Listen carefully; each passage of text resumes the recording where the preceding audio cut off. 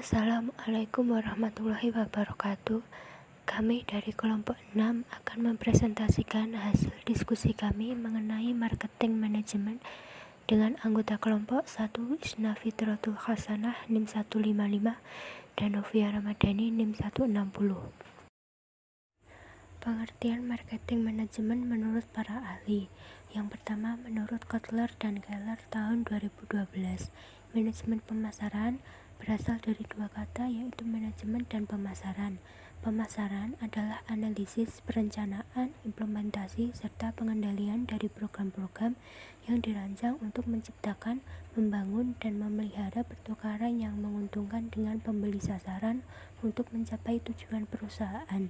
Sedangkan manajemen adalah proses perencanaan, pengorganisasian, pergerakan, pengarahan, dan pengawasan.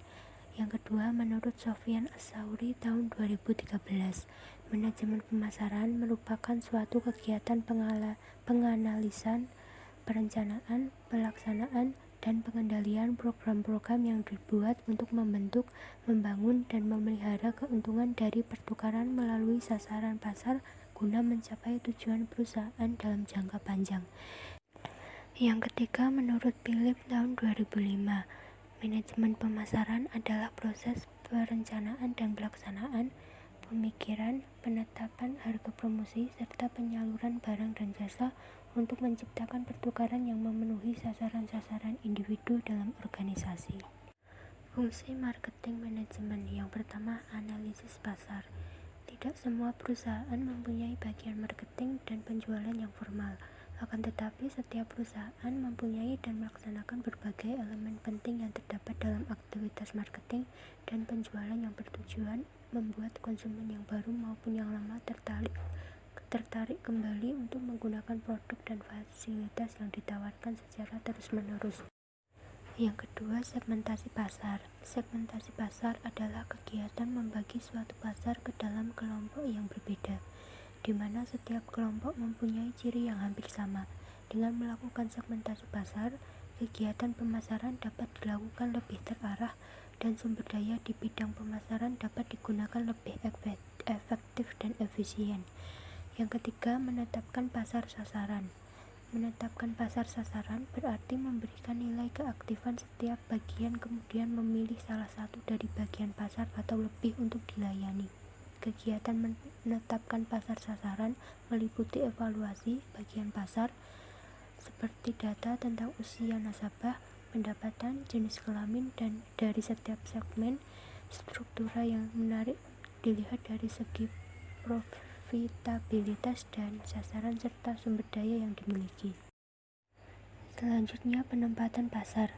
Penempatan pasar yang baru harus mampu melakukan identifikasi posisi pesaing yang ada sebelum menentukan penempatannya sendiri.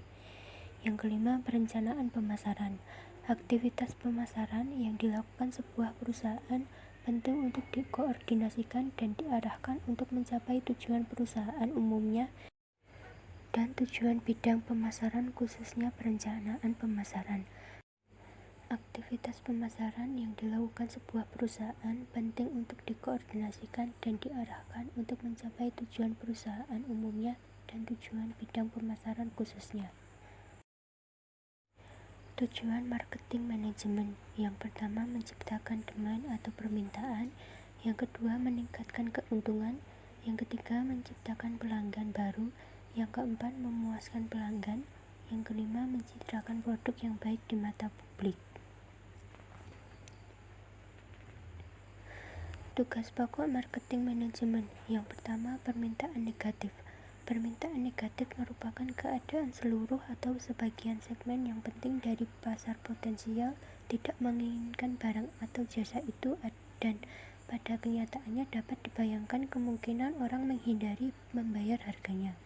Yang kedua, no demand atau tidak ada permintaan. No demand berarti keadaan di mana seluruh atau sebagian segmen penting dari pasar potensial tidak atau kurang berminat terhadap barang atau jasa tertentu. Yang ketiga, latent demand atau permintaan tersembunyi. Latent demand berarti di mana banyak orang merasakan sangat membutuhkan barang atau jasa yang sampai saat ini belum dihasilkan. Yang keempat, faltering demand atau permintaan menurun.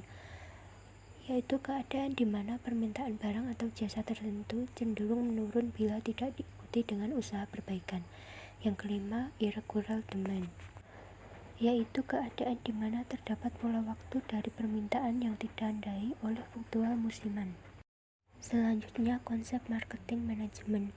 Yang pertama, konsep produksi, yang kedua, konsep produk, yang ketiga, konsep penjualan, yang keempat, konsep pemasaran, dan yang terakhir, konsep pemasaran berwawasan sosial. Teman-teman bisa membaca sendiri penjelasannya.